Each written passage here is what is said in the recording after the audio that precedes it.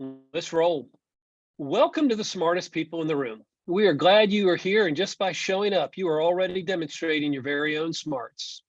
Today, I'm pleased to present two well-known, well-connected, and very effective music executives, and I promise you will leave today thinking, wow, who knew? And you also leave a lot smarter and more inspired than you arrived.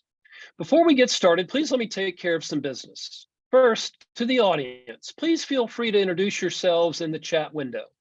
The reason we do these webinars is twofold. First, we want to showcase really smart people and the amazing work they do day to day in the music industry. But the second reason is a bit more nuanced. Many of you know that I am a music industry headhunter. I run the music practice at Turnkey ZRG, and I place music executives in roles throughout the industry. So by definition and function, I help people connect with companies. In this series, my goal is to help you make more connections, and I invite you to take full advantage of that opportunity. Specifically, I invite you to engage with the speakers and the other attendees in the chat of Zoom. Please introduce yourselves, share your LinkedIn profile, say hello to your friends, and please make some new ones. And ask questions of our speakers. We will try to address as many of those as possible during the conversation. And also, please make sure your chat is set to address everyone, not just the speakers. I want to thank our program sponsors, for without their support, we could not keep this series free. Special thanks to First Horizon Bank, Turnkey ZRG, the Tennessee Entertainment Commission, MedJet, Tennessee Brewworks, and Project Music. I'm also pleased to introduce a new sponsor to our lineup, Better Than Booze. Better Than Booze is revolutionizing social drinking as you know it. This is a cocktail-inspired line of beverages that use hemp-derived CBD and THC to help people feel highly social and without the hangover. So welcome to the new life of the party. Give it a try sometime. Let's get down to business, folks. In today's host seat, we welcome back my good friend and alumnus of this platform, David Hazan. For over 20 years, David has been a leading force in the intersection of music, entertainment, events, and technology, committed to growing the businesses and brands of his clients, ranging from startups to legacy media and brands. David's deep experience in music marketing includes senior executive positions with The Orchard, Universal Music Group, Warner Music Group, VH1/MTV Networks, Putumayo World Music, and Wind Up Records, where he earlier in his career as an EVP of sales and marketing, he created and directed the marketing and release campaigns for multi-Grammy winners Evanescence. More recently, David has served as the head of North America for Medem, the leading industry event serving the global music community. Current and past tech brand media and event clients include Mixed, Label Coin, Roy-Fi, Sound Exchange, Audio Shake, and many others. David is a frequent speaker and interviewer and moderator at leading global industry events and has curated 50+ physical and virtual panels in recent years, including Music Tectonics, Music Biz, South by Southwest, Medem, Mondo NYC, Indie Week, NOLA Music Tech, IEG, and several others. David, I'm not going to read them all. It's incredible, all the things you do. David has also held leadership roles at leading experiential marketing agencies, including US Concepts /MKTG and EMCI Rockbill, where he ran their London office. David, it is such a pleasure to have you back, my brother. Thank you, Tom. And joining David as today's featured speaker is Stephen Parker. Stephen is Executive Director of the National Independent Venue Association, which we all know as NIVA. He works with NIVA's board and staff to grow the association's membership, expand national partnerships that advance the live entertainment sector, and empower members with resources to strengthen the future of live entertainment. He also promotes diversity and equity across independent venues and ensures that the music and comedy venues, festivals, and promoters have a voice at the federal, state, and local levels. Before NIVA, Stephen served as Director of Congressional and Intergovernmental Affairs at the National Governors Association, as an advisor at the Country Music Association, as Senior Policy Advisor at the National Guard, as Senior Special Assistant in the Office of Governor Tim Kaine, and as Vice President of Communications and Public Affairs at a national venture capital firm. He is a member of the Country Music Association Foundation Board of Directors. Stephen holds a master's degree from Harvard University, a bachelor's degree from Longwood University, an associate's degree from Southside Virginia Community College, and is a graduate of the Sorensen Institute of Political Leadership program at the University of Virginia. It is an honor to welcome these two rock stars to our platform. Please take it away, boys. Thanks, Tom. Hey, everybody. So today we're going to be talking about the intersection of music and politics. That discussion really starts 60 years ago when Bob Dylan led the Beatles, and by extension, an entire generation whose political leaders now taking charge were raised on politically charged music, not just rock and folk, but country to hip hop. And that brings us to our special guest today, direct from his interview earlier with the Wall Street Journal, Stephen Parker. Hey, Stephen, welcome. Thank you, David. Thanks for the opportunity. Sure. We're gonna start at the beginning, but not necessarily chronologically. I'd like to know, what was the first song you heard or the first set that you saw that really made the hair stand up in the back of your neck and really made you say, I need to get as much of this shit in my life as possible? So I grew up in a super religious household, but my mom was a huge Motown fan. So the first song I remember hearing was Just My Imagination by the Temptations. And I am still to this day a huge Motown fan. And most of the music I listen to on a day-to-day basis has heavy influence from that era. So yeah, that's the one. That's a good place to start. Most people had some politics in their life early on and were interested in it early on, but what political incident made you realize that politics was going to play an important role in your career? I was tracking politics for most of my childhood. I was one of those weird people who look forward to elections. I was waiting until I was 18 to be a poll observer at the polls on voting day. But really, when I knew that I wanted to do politics was when I realized I could go to college for the first time. I grew up incredibly low income. I did not think college was a possibility for me. And what ultimately allowed me to go to college was something called the Pell Grant. And after I got that grant, after I was able to go to community college and then get into a four-year university, I realized that program that helped thousands of students in my state a year and hundreds of thousands of students a year was a product of politics. It was Senator Claiborne Pell out of Rhode Island who championed that program. It was bipartisan. And honestly, while it is diminished in the buying power it has for colleges and universities today for students to be able to go there, it is still a tremendous tool. And that was the catalyst for me to want to go into politics. Who had the greatest impact? What individual or person that you worked with or for in politics? Well, my first boss was Tim Kaine, who's now a senator from Virginia. But when I started working for him, he was a governor, and he was a tremendous influence. But my direct supervisor in most of that administration was a man named John Marshall. John Marshall was a Secretary of Public Safety under Mark Warner when he was governor. He was Secretary of Public Safety under Tim Kaine. And this is a sad story, but on April 16th, 2007, which is the day of the Virginia Tech massacre, he rushed on the scene because he was in the area and was one of the first people there. I learned about how to run towards a problem and do your best to fix it rather than run away from it. And he was a person who was a tremendous influence on my life, still is, watching his quiet, humble leadership. And he was also my first real boss out after I graduated from college. Tremendous person on his own, but his father was Thurgood Marshall, and just the lessons that I learned from him was invaluable. And I think about it every day. All right, well, let's move on and start talking about NEVA, the organization that you're running. Can you maybe provide us with a quick history of NEVA, since it's a fairly young organization, and what you think its most significant accomplishments have been to date before you took over a few months ago? Yeah, NEVA did not exist 2 years ago in 362 days. We turned 3 years old on Sunday. It's been a long 3 years.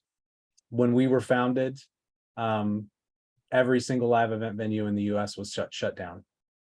And the people who founded NEVA, many of which are still on the board today, stepped up to save an industry, not to just to save their own businesses. There was a broader vision and there was a broader responsibility that many of them felt. I was watching the day that they sent their first letter to Congress. They had been formed 20 days earlier. This was April 29th when they sent that letter. And I reached out to them that day, the day that I found out they existed, and asked if I could be helpful. They had hundreds of thousands of people reaching out to Congress over a 10-month period, and everybody was rooting for them. Even if people like me, who were veterans of the lobbying scene, thought that a new presence like this, it would be very hard for them to accomplish what they needed to, but they did. 10 months after their founding, they were responsible for the largest arts investment in US history, $16.25 billion. And then the next year, the arts, not just music, in any of the arts, largest investment. any of the arts, the largest investment in US history. That's pretty good. A big goal and expectation to live up to as somebody who's only 85, 90 days into this new job. But I would say the next year they saved the program because it was there were tremendous technical difficulties at the Small Business Administration, which was in charge of implementing it.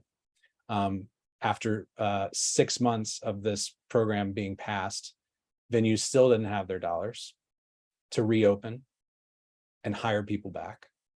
And NEVA stepped up once again to work with the SBA to find a solution and fix that problem.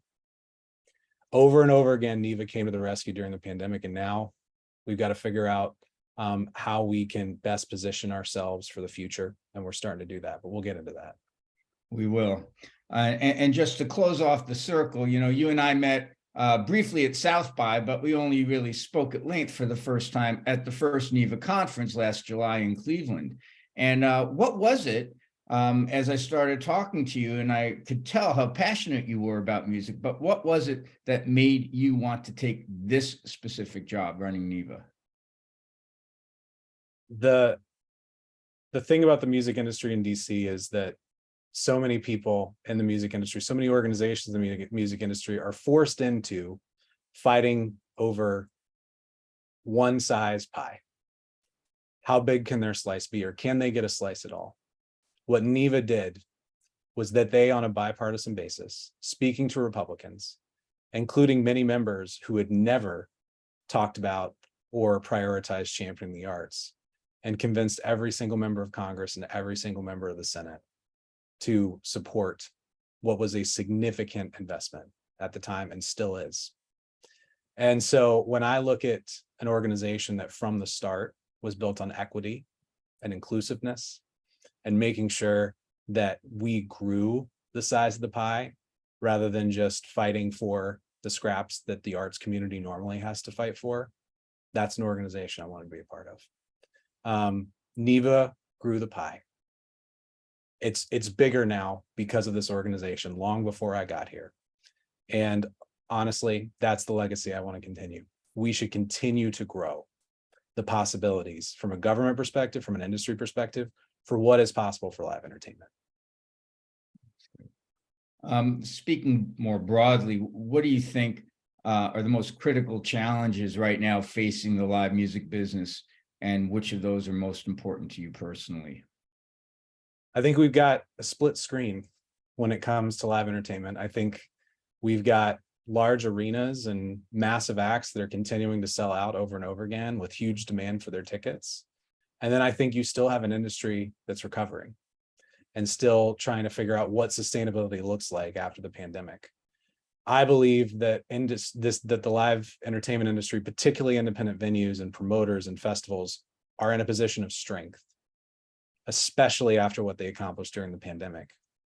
But that position of strength, we still have to figure out what the path forward is. And that includes figuring out what new revenue streams live entertainment can access, how we bolster the revenue streams that were strong before the pandemic, but now are challenging. And also, and I see Jamie Loeb on here, who's one of our members, how we figure out how to market in this post-pandemic world, and how we figure out how we tell the story of independent venues, and how essentially we as an organization who now is not just there to fight in Congress and advocate, but also to elevate venues, how we can leverage our collective power to make sure that the public and fans and artists realize what they are investing in when they take the time to perform at, and when they take the time to buy a ticket at an independent venue.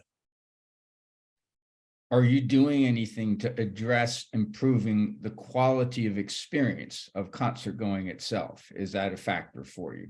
Not that it's not good now, but are you trying in growing it? How are you trying to improve the experience itself? I think, one, we're trying to empower our members to do that. Innovation will not start with NEVA. It will start with our members. And so the first way to do that really is through our conference. We want to elevate the innovation that's going on in our venues, the innovation that has happened, especially since venues reopened after they were closed for 17 months, if not much longer in some cases. And I think we need to find out how to elevate those innovations that are happening in venues, whereas NEVA did not exist and there was not a national mouthpiece to talk about potential ideas and practices at the local level that could potentially change the live entertainment world. That's NEVA's place now. And we've got to figure out, I've got to figure out, I have to figure out exactly how we build that capacity to do that, and how we build our partnerships in order to open up those media channels so that live entertainment, especially independent venues and promoted by independent promoters, has the opportunity to have those same kind of marketing and media channels and elevation that so many others do with more resources. Can you provide an example of an innovation that one NEVA member is doing right now that you think would be good for everyone to know about, that would maybe be scalable? I mean, I think I point to artist development as really the thing that gets our members most excited, or at least in the 90 days since I've been here. A lot gets them excited, but this is where I've had the most conversations. I think what we're seeing now in independent venues is they don't just view themselves as a stage where they invite up and coming artists to play.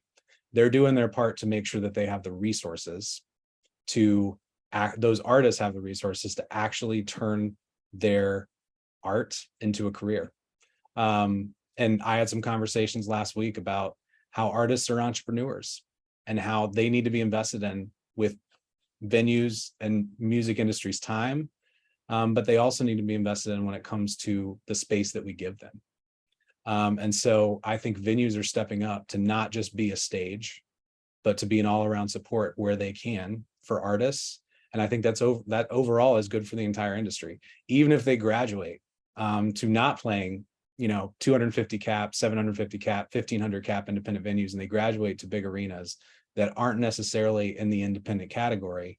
That helps everybody. It helps fans. It helps us because we have pride of knowing that they started on our stages, and we did our little part to help them unveil the talent that we all knew that they had. And I think artist development really is the future.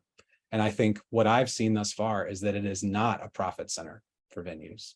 It is not a profit center for independent live entertainment. It is a service. Added value. If artist development and marketing are the innovations that are currently going on, and artist development isn't a profit center, and marketing budgets are barely existent at all compared to other industries, even other retail sectors. In thinking about what types of technological innovations might be available to members, going back to Michael Dorf trying to do live streaming before there was, with dial-up internet in the mid-90s, I saw as I logged on at the beginning that with us today is the CEO of an incredibly innovative company called Wristband, who is actually creating digital twins of venues. And that, I predict, will be the subject of an entirely different Smartest People interview coming up. But that's a rare example of a venue-focused technologically based innovation that's on the way. That could be the source of additional significant revenue streams, as are partnerships. I mean, one thing that I've always wanted to know is that an independent venue on its own terms has little to talk to a national brand about. But as a network series of venues, the reach is very large. And I'm wondering if NEVA is planning on partnering with major brands by bringing the coast to coast strength of its collective members and their respective audiences. Well, I think, David, you know perfectly well, we are. We have our core membership, our venues, independent promoters, festivals, comedy clubs. But our board, long before I got here, was incredibly smart, and that we know that there are tons of people who want to be a part of this work. And many of them only want to be a part of this work because they love what we've done, and they want to support artists, and they want to support independent music. And one of those ways is through our affiliate membership program. This is not an advertisement, but it is important because many of the innovations that we discuss every day are coming from our nonprofit and private sector partners that are bringing them to us and saying, let us help you find a better way. And many of these affiliate members are trying to help us figure out kind of how we make live music more sustainable in this post-pandemic world. So I would say, while I don't want to call it any specific examples, that affiliate private and nonprofit sector membership category that we have is a huge resource for our members. It's a huge resource for NEVA. And we are already partnering with national brands. We had a wonderful event at South by Southwest where we, again, back to artist development, unveiled the Live List, which is our partnership with the Blacklist to essentially give a platform to artists, up and coming artists, comedians, drag performers, who we believe are the next generation of arena talent. And Tidal, the streaming company, was our partner to do that. And we hope to have more partnerships like that where we can do national events and figure out how we can really align what independent venues value most with what many of these national partners who are helping artists on their own, helping fans on their own, do. Right. What do you think about governments that have large budgets for tourism, for growing the local business community, that don't adequately invest in live music, that don't recognize with their spends the fact that so many people make their vacation decisions based on what festivals, events, and clubs are going on in that city? Why is it so hard, do you think, for those funds to be secured to the degree that they should? Of course, there's activity going on, but there can be a lot more. Live entertainment's a major industry, one of the top 10 industries based on GDP in the US, but they aren't treated like it. And I think here's a stark number that I found last year. $17.6 billion came into state and local economies from live entertainment in 2019. That is larger than the budgets of 22 states and US territories. But you see governments trying to get manufacturing, which is important, and data centers, which are important, and a variety of other industries to come to their states, to come to their cities through massive tax incentives, through massive incentives, workforce development incentives, and so forth and so on. You see governors, mayors, county officials competing with each other for all of these industries. You don't see that for live entertainment. Live entertainment, in many cases, is taken for advantage of, and it's taken for granted. And so I think, for me, tourism is incredibly important, and we should talk about that. But I think for me, I think about, David and I, you and I were at a show in New York last month. It was the first performance by a UK band ever in the US, and they were not performing anywhere near DC where I was based. So my wife and I We loaded up an Amtrak car. We came up for 2 days. We made a weekend of it, and that was a significant expenditure just for a show that cost $25 for a ticket. Music tourism is a real thing, and I think starting us, NEVA, but also the broader live music industry, need to figure out exactly what our economic impact is. And while we have some rough numbers, we need firmer numbers, and that for me is a huge priority. And I think that matters for the tourism conversation, but I also think it matters for us presenting ourselves as the industry that should be respected by governments, by other industries as a major economic driver. Absolutely. What do you think of cities promoting the fact that they have a music museum? Usually it's just about the club scene, but now I think it's Mississippi that's housing the Dylan Museum. Sound Diplomacy was doing a webinar or a paper on the value of music museums in cities, and that seemed to be opening up a whole new chapter in terms of legitimizing investment in music. I will say, if you were a city that is promoting any sort of live music asset, whether that be a museum or a venue or a festival in any way, that automatically puts you in the 95th or perhaps 99th percentile of all cities and counties and states. That is the start. I was at Americana Music Fest in 2021, one of the first big conferences back. And I heard artist after artist on panels saying, even if a city gives us $100 for touring or for gas, if they do something, that's all we want to see. We will love them for life. We will relocate there if we know that they're just paying attention to us.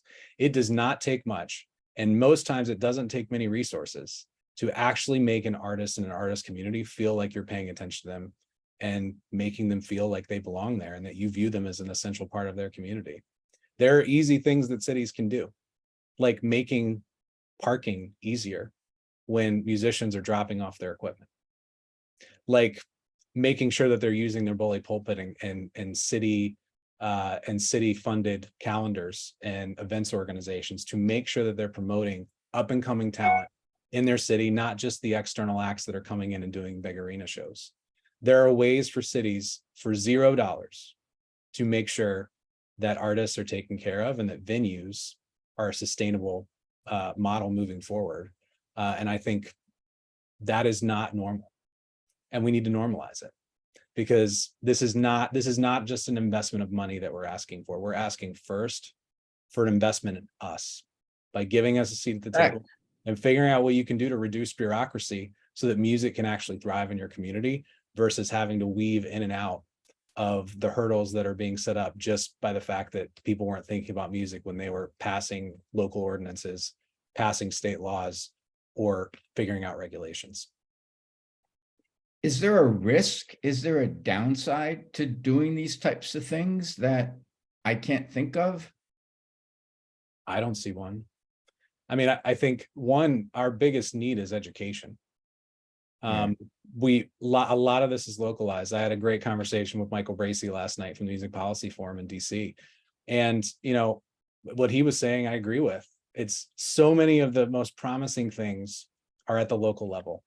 And local politicians, local policymakers in different cities, in different states are listening and good things are happening. But there's not a national conduit to get these out there and start to normalize this as a normal thing that elected officials should do.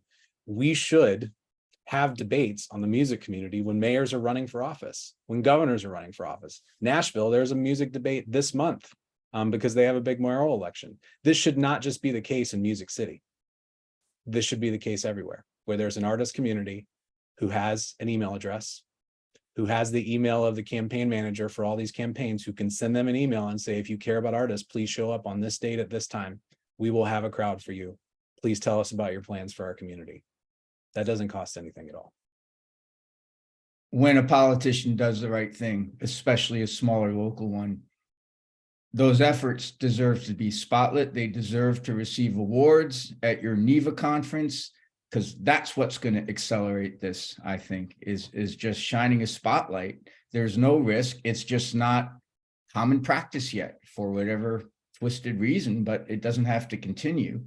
And now that the live music industry has a voice in you that speaks the political language as well as the musical language, I think it's not too hard to see some pretty major improvements coming up in the next year. Well, to your point, for any mayor, I don't know if we have any mayors or city officials on here, for any mayor or any governor or any county official or any senator or house member who is willing to do anything, using your bully pulpit, or maybe taking more concrete actions through policymaking to help musicians and to help live entertainment, we will praise you.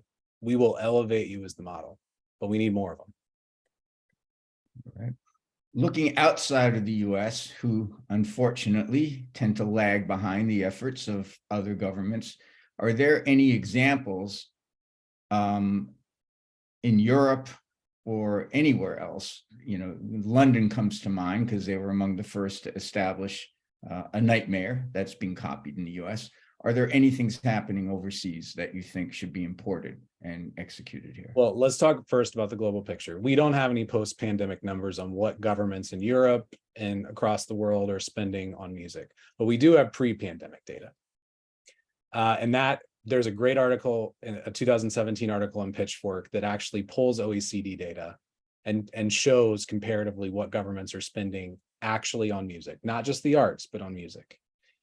The 2017 number for France is $307 million just spent on music by governments. In England, it was $227 million.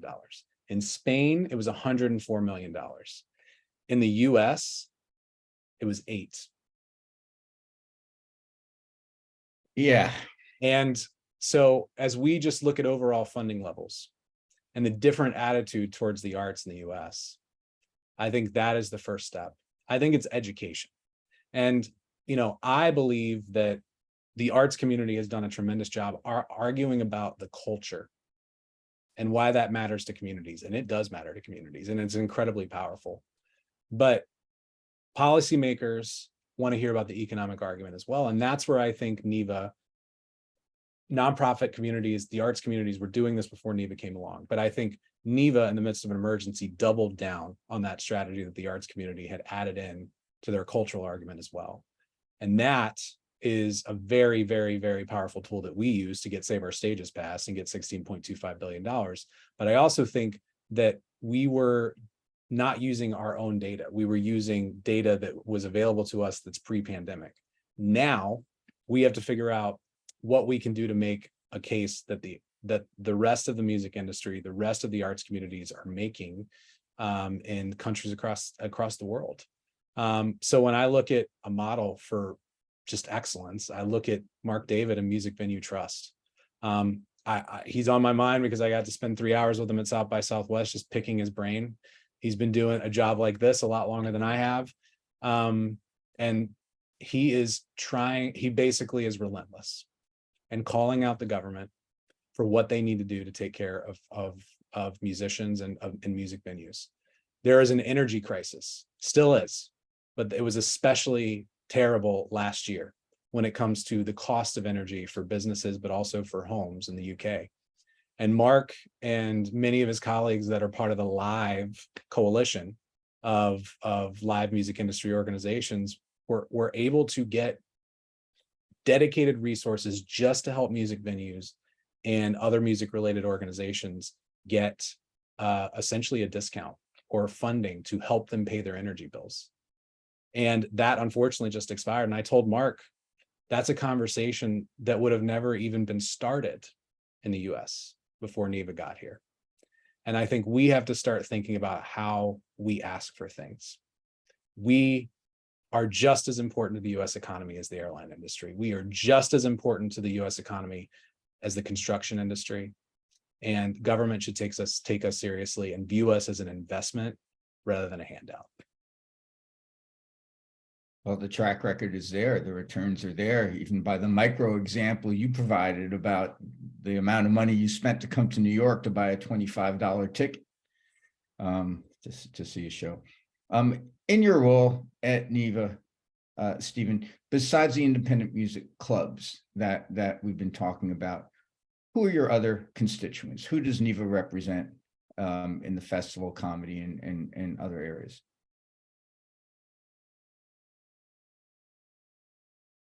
We are a very expansive organization as far as the diversity of our members, as far as what they represent in live music. Our name is the National Independent Venue Association, but we are a live entertainment association. We represent independent promoters. We represent independent festivals. While they are not formal members of our organization, we work incredibly closely with agents in the Independent Talent Organization.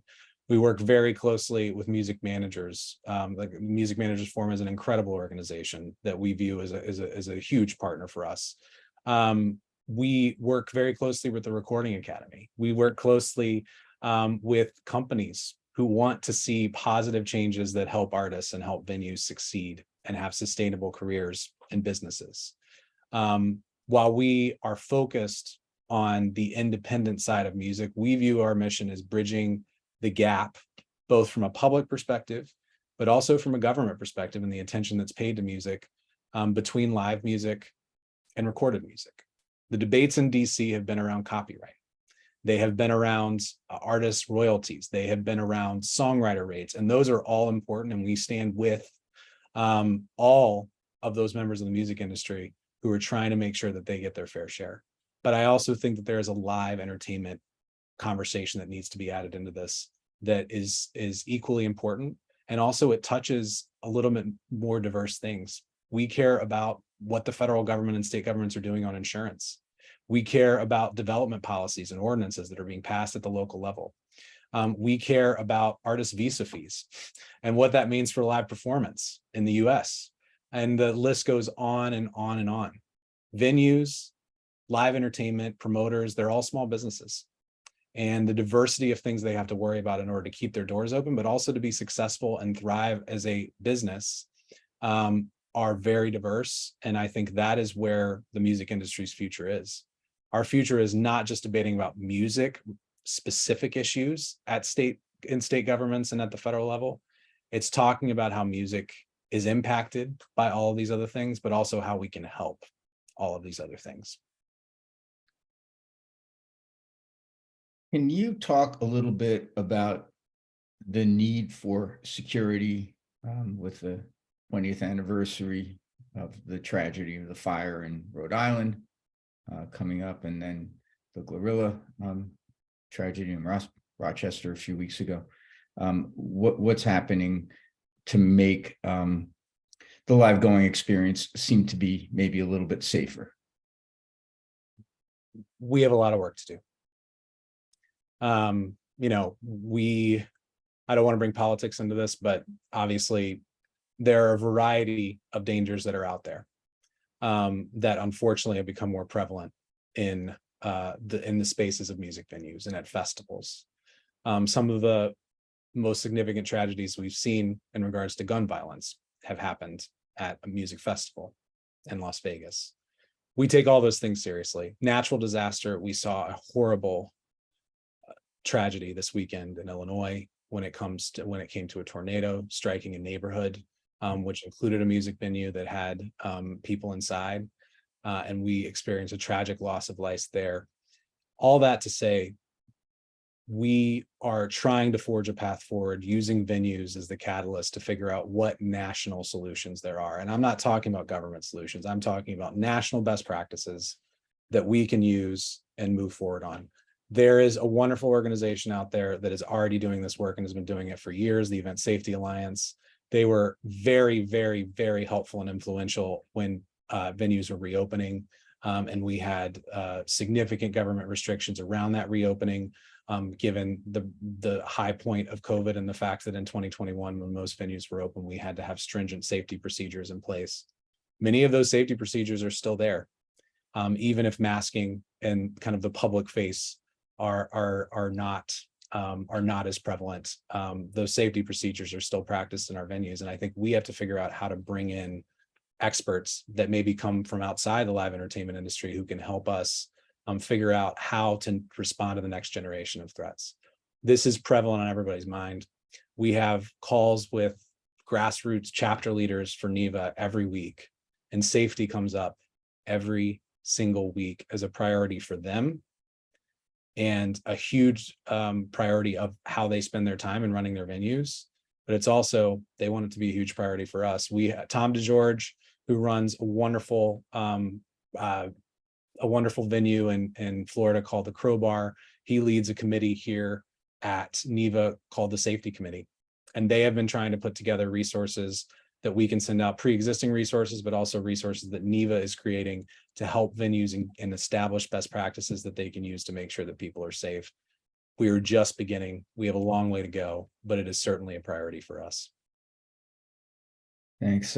What about sustainability? What is NEVA doing in that space? So we, at our conference last year in Cleveland, you and I both saw a panel with Michael Dorf and many other venues talking about what venues can do to cut down on non-reusable waste. And that is something that I know venues are taking very seriously, but that is something that, in addition to saving the planet, is a good move. It's also can save costs. We announced my third day on the job, a partnership with our Cup, which is an organization that works with venues to provide reusable cups for people to use, so that we're cutting down the use of non-recyclable plastics, and the use of aluminum, and just to cut down the overall waste, whether it's recyclable or not. That's a great partnership. We're encouraging venues to work with them, and our Cup is working to ensure that venues can do this at an affordable rate. And that's just one thing that we are doing with our limited capacity and our small staff right now to do our part, but venues are already doing their part. And we're hoping to elevate some of those practices as we move forward. Right. Why don't you tell everybody what some of the benefits are of joining NEVA, being a member-based organization?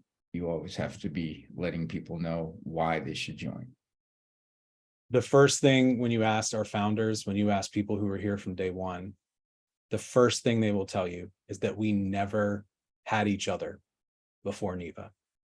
We were all, maybe we had city organizations and city mixers and organizations at the local level who connected us at the city level, but they certainly didn't have it at the state level, except for a few select examples like Minnesota and New York, who really, their work paved the way for NEVA to exist. But essentially, now we have a national community. We have calls every week. Our board meets every month. We have so many opportunities for people to engage. And I think the value of, in an emergency, when you don't know what to do and you've never seen something before, whether that's financial, whether that's a natural disaster, anything in between, and you're able to call up somebody in another city or another state and say, I heard you talk about this on a call. What can you tell me? I saw that happen this weekend with people facing disasters in the Midwest because of storms. I've seen that happen when it came to natural disasters in California. People in California calling other venues who had gone through flooding in other states. And I think that there's an opportunity here just to build community, but it's more than that. We have a healthcare program. We have the conference. We have opportunities for chapter. Basically, we make sure that all the funding that we get, it goes back to chapters to invest back in their communities and to invest in events and things and advocacy that can help their local communities, in addition to what NEVA is doing nationally and advising our venues and what to do in states and what we're doing actually hands-on in Congress. And then the last thing I would just say is back to that advocacy. We are fighters. We are going to fight for you. We're going to fight for venues. We're going to fight for artists, because we couldn't do what we do without artists. And we're going to make sure that there is a level, fair playing field for everybody moving forward. Equity and diversity is a huge priority for us. And I would say, as we look to future services and future programming, that's going to be a huge priority for me. And it's certainly a priority for our board. Another huge priority is leveraging the power of venues, particularly our buying power, to make sure that we can get the best deals possible for businesses and goods that venues are buying and sourcing every day. And then finally, it's making sure that we are here as a resource to respond to whatever you need. Any venue, any promoter, any festival who's a part of this organization has my cell phone number, and we have a small but mighty team that responds to whatever venues need, finding whatever they need, being their research staff, making sure even at night, if they need something, that we can answer their questions, or we at least can direct them to an organization or a resource that can if we can't. We are a wraparound service for venues. We are a wraparound service for all the other communities we serve, festivals, promoters, comedy clubs, and we'll continue to be that. And we hope to grow our hands-on resources that we have as we move forward over the next few months and few years, as long as I'm here. I want to sign up now, and I'm not even in the live music business.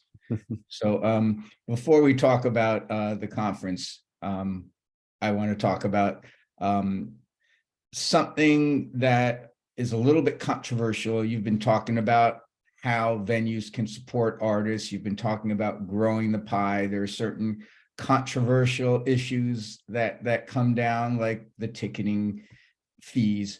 But what happens when there's something, what happens for you personally if there is an issue where venues who need all the money they can get, and it's so tough for them right now, and then artists are taking back the merch, which they feel is entitled to them, and they shouldn't have to give a piece of the t-shirt sales to the venue? That's one thing I can think of where it could be a little bit difficult for you to manage both sides. How do you further something like that without stepping in anything? So I go back to my experience with the National Governors Association, and we worked on a variety of issues, but we did not work on abortion. We did not work on other issues that are third rails when it comes to disagreement. And I think the best place for NEVA to be is to work on issues that matter to the entire community and try to find that consensus among our members, but also try to find that consensus among the broader music community. And hopefully once we can come together, we're not 1,000 ships coming in the night to Congress or to state legislatures or to the broader industry saying 1,000 different things. We are one industry, the live music industry, speaking with one voice and saying, this is what we should do. But there are some issues where we're not going to be able to do that. Mm-hmm. That said, I don't think ticketing is one of them. I think ticketing is a third rail issue right now. I think it is a controversial issue. And as somebody who has never run a venue in my life, I am not the expert who's going to sit here and tell you what the solutions are to fix ticketing, but I can tell you that what some of the problems are. And I will say that the biggest problem that we're facing right now is the fact that tickets are being taken from fans right under their noses. There was a study in 2016 by Berklee College of Music that showed that 9 out of 10 tickets sold on the secondary market are from professional ticket brokers, not mom and dad who couldn't get childcare, not that fan who had a last minute medical emergency who should absolutely have the right to get back their money from that concert because they couldn't make it. But we're talking about professional ticket buyers who are competing with fans and then charging more to those same fans who are looking for an affordable way to go to a concert. And it's funny because many people have said, oh, well, venues just need to raise their prices. Prices are going up because the cost of labor is going up. Artists, it's so much more expensive to tour right now. And we can have a whole other hour-long discussion on that. But I think what we want to do is we want to make sure that fans and artists come first. And if fans and artists come first, venues will win. Promoters will win. Festivals will win. Comedy clubs will win. We win when they win. And I think my big priority is making sure that we can work on policy that can get broad consensus across the industry, not from everyone, but broad consensus from across the industry about how we can tackle the biggest threat to high prices for fans, which is fans not getting access or a fair shot at those tickets. They deserve a fair shot. Last thing I'll say, and this is to brag a little bit on our members, I'm based in Washington, D.C. I love all of our members in Washington, D.C. Congratulations to Songbird, who just was named Venue of the Year in Washington, D.C., a 250 cap venue that's amazing. But IMP yesterday rolled out a new venue. Actually, it was 2 days ago, called the Atlantis. And they announced 44 shows of the biggest names you'll ever see, playing a 450 cap room, and they're charging $44, and they're giving every fan a fair shot. And they're making sure Starting with the Foo Fighters, right? Yeah, Foo Fighters is playing the first show. That is an example of venue innovation. Yeah. Making sure that fans are in that room, that fans are at the front of the line when it comes to buying those tickets. And you have to apply. You have to apply. I applied for Darius Rucker this morning, and I hope that I get in. And I think that leveling of the playing field by venues, and more venues figuring out how to do that without a rating of potential revenues for artists and a robbing of potential money that fans need to use for other things or to go to more shows, that for me is a huge priority from a public policy standpoint. And I don't think that's controversial. I think we do have a path towards bipartisan consensus and industry consensus. Consensus does not mean everybody agrees. It means that the majority agrees, or enough of a majority agrees to move forward. And I believe that we have enough of a majority to move forward to fix some of those issues. We got a lot of questions in the chat, David. Before we go to those, I was just going to kind of end off my end of questioning with how is the conference coming together for July? It's good. It's good. We're still working on programming. We hope to have some exciting announcements later this month. But we're going to be at 14 DC venues. Last year we were at 6 venues in Cleveland. We're going to be at 14 this year. We hope to focus on a lot of things, but here's what we want. We want more artists there.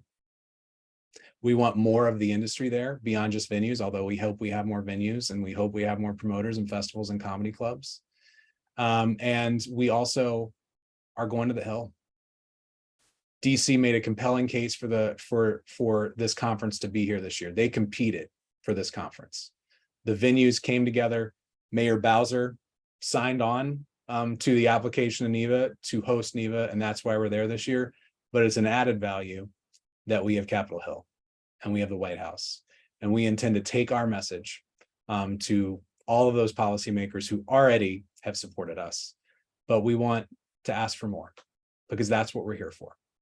And so NEVA will be taking our members to the Hill. We hope to take a broad swath of our members to the Hill. And we hope to have as many meetings with think tanks and organizations here in DC and have them featured on panels. And we hope that some of the very people who voted for Save Our Stages and want to help us on other issues in Congress are there to talk about the path forward. So exciting things. Go to our conference website. I'll drop it in the chat so that you've got it. I believe Tom already dropped it in there as well. Register for this conference. We still have early bird rates. We would love to see you there. And we would love to show you a good time in DC. And trust me, it's going to be a damn good time. The first one was great in Cleveland, maybe the most successful first time conference I've been to in a very long time. Someone was asking what makes the NEVA conference different from other conferences, from Polestar, for example, besides what you just described, which obviously doesn't happen at other conferences. What else makes it different? What makes it different is that we're about the future, and we believe the future is the elevation of this industry from a marketing perspective and the elevation of this industry from a government perspective. We are about tying up all the loose ends that have existed for decades. Some guy named Tom Truitt is asking, how many members does NEVA have? Great question. All told, we've got more than 1,200 and growing every day. That's good. All right, well, that's it. I don't see any other burning. How can artists help NEVA from Vinny Groups? 1, work with us. 2, choose us. When I think about all the venues that I've been to and all the booking agents that I've talked to and all of the bookers at the venues that I've talked to, it's a competition. We want to have the best green room and the best resources and snacks that we can afford, and the best alcohol if you choose to drink it, that we can. We are about hosting you. Your experience as artists is just as important as the fan experience that are there. Competition's fierce. I will say the one thing I've heard from many promoters is that there are still not enough venues in some areas of the country to host all the concerts that could be there, all the comedy shows that could be there.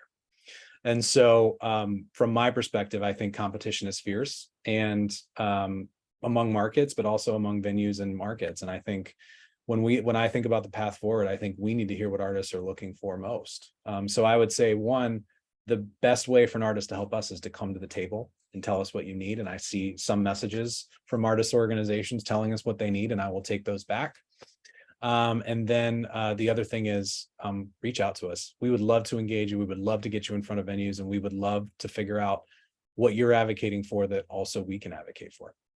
And how exactly should artists reach out? How should they engage with you? Email me. I'll drop my email in the chat.